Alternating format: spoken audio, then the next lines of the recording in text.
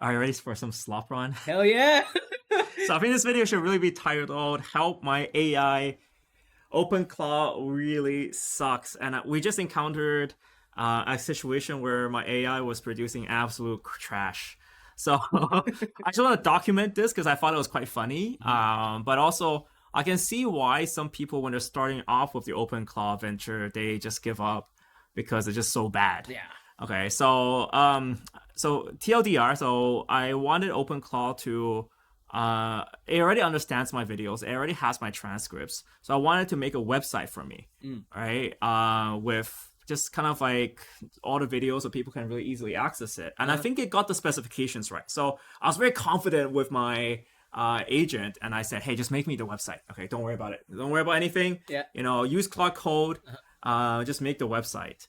And here it goes. Here's the website I tried to make. As you can see, this is a really terrible website, right? It's got the videos there. It's like, so if you're a programmer, you're like, okay, yeah, you know what, you're halfway there. But I guess if you're new to anything with website, this looks like absolute dog trash, right? Yeah. And that's exactly why I wanted to make this video, because even during this process, so let me just show you some of the chat logs I have with Banner here. So I told him, because my AI bot Banner has a very good understanding. So this is OpenClaw. He's working with Claude. He has a very good idea of what I am doing.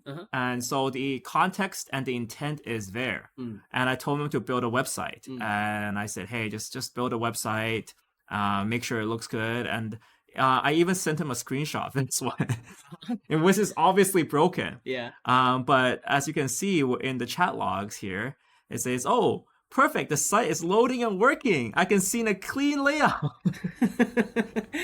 The site is live. Oh, do you want to add more features? And I think this is where some people will probably freak out because, it's not good, right? And even after, talking to him, and I can see why, all right? I already know why he's becoming dumb. It's because he's already used 63% of his context. So he's already in the dumb zone. Yeah.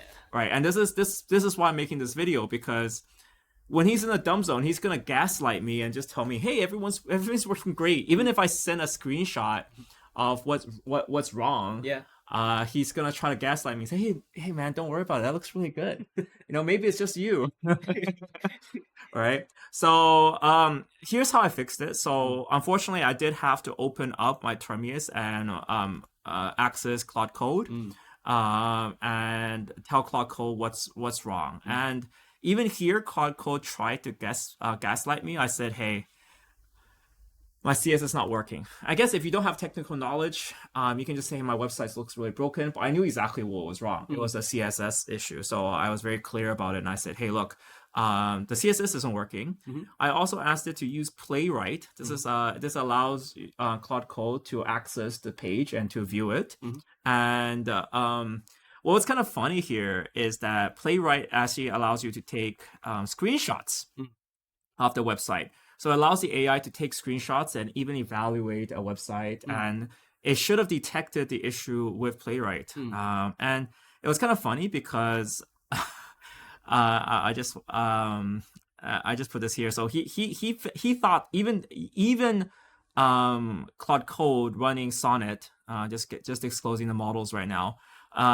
Even Sonnet felt that everything was working correctly, but as you can see from the screenshot of the homepage that he made for me, it was not, right? So this is what the screenshot was of the site, and this is what Claude Code thought was useful. Yeah.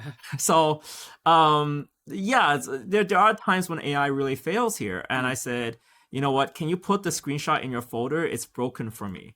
This is when, I guess, when you really push comes to shove. The AI took the screenshot and decided, you know what, this is not good enough to present to me. Yeah. He took the screenshot. He's like, oh, now I see the issue. now I see the issue of what's up. I know exactly what he's talking about. So I guess this is like a part and parcel with working with AI, where I guess it'll take the lazy approach. I think like it was trying its hardest. So it got all these check marks. And if you worked with AI, you know that it gives you a lot of check marks. Yeah. Check mark. This is working. Yeah. Don't worry about it. This is working. Everything's great. Everything's awesome. And then you're like, okay, you know what? Take a screenshot. Prove it to me. Yeah. And I think that's the most valuable lesson I learned today. It's like, get the AI to take a screenshot for you. Yeah, that's Right. one way to prove you're not gaslighting them. Yes. Yeah. Take a screenshot for me. Right. I said, take a screenshot for me, put it in your folder, show it to me. Right. And then it did. And then I realized what was wrong. I was like, oh, now I know what's wrong, blah, blah, blah. And Now he knows what's wrong. now he knows what's wrong. And finally, the final website is actually okay. So let me just go show you guys the result here. This was the final result. And yet again, it was just like a simple CSS being broken, which led it to produce some obvious slop.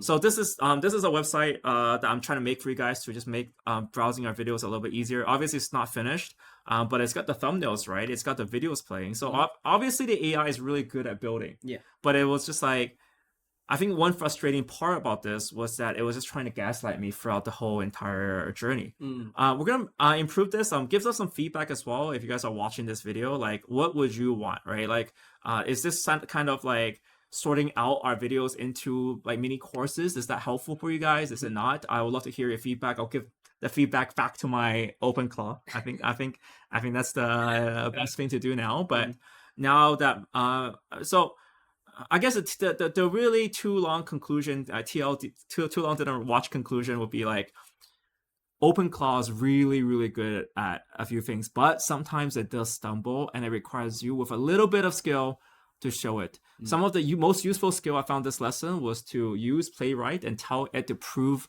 something to me with screenshots. That is definitive proof. And I think AI at that point really understands, okay, I got to produce something that's really good here. So it's like, it's really pushed the comes to shove. Yeah, you produce something good. The second thing is to not be afraid of opening up Termius and just going into Claude Code and asking what's the issue.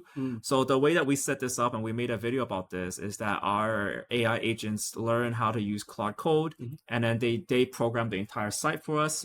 And yet again, this is just one prompt, right? This was that's why I still find it impressive that I can do this with one prompt. As an assistant with programming skills, I think it's pretty good. Like just for literally two lines of words, and he can make a website for me, and maybe this can help you guys. But at the same time, we definitely found frustration, and I think you've encountered many situations like this. For sure, yeah, because we've been taught that you need to be as detailed as possible in your prompts, tell it like everything. But it turns out it's the other way around. But the key to that is to really just give it Claude Code, run it in command line, and then you should have the skill to QC, to quality control, quality check. So for Michael would be, show me the screenshot and prove to me, it works. If it works. And I think somehow, for some reason, that really worked. Like, show me the screenshot. He didn't even show me the screenshot. He didn't even bother. He was like, you know what? I'm not even going to bother showing the screenshot. I know what's broken. Let me fix it for you. Like, I think that was the key here. And I think it did almost everything else right. I think, there wasn't any big problems with that. So we'll make some more tutorials. And again, keep your comments coming, guys, because we don't know how much detail to cover in each of these videos. And if you find videos like this useful, for me personally, if I was going through learning Claude Code, I would definitely find the errors also interesting. Like, I guess it's the part of a scientist in me where like everyone online is showing me their success cases, but that's gonna cloud you, right? That's gonna no pun intended. Yeah, that's gonna cloud you. No, yeah. So it's like survivor bias, right? Like you only see the survivors and you think everyone's a genius, but no, actually, even if you've been using Claude Code for a while, and even if like for me, I'm frustrated because I've done like 12 projects that were successful from the get-go, from get-go once. And then finally I see an unsuccessful case. I'm like, I must show it right now. I must show you guys right now. And I thought that would be an interesting topic. So I hope this helps you guys on your journey to improving not just your workflow, but also understanding that there is always a frustration with working with AI. It will always screw up, no matter how good your prompt is. I know that my note here, the second thing is making sure that you have a new context. So Banner, can you clear the context? So he's smarter. So again, we're going to teach you guys all these mini tricks. He may or may not clear his context, but And the TLDR also is that we recently, for me, I think why it's not working is because I started using Sonnet. So it's also Anthropic's model. I'm using Sonnet, but Sonnet is the lower end model.